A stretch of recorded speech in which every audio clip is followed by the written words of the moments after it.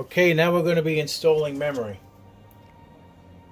DDR4 memory. Take note of the select configuration. Make sure that you open up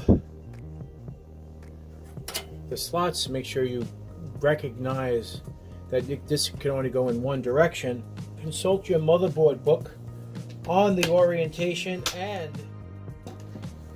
which slots need to be populated for proper memory so the motherboard can actually see it. So now, if you notice, if you take note, I'm just going to use these two here so you can see better.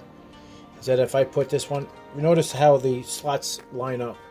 If I spin it around, this memory will not fit into place.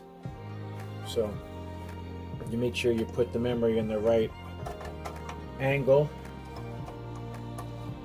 and you'll hear it snap when it's in properly.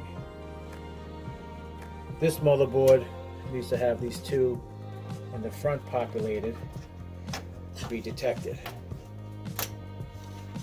So this is A1, A2, B1, B2 for this motherboard.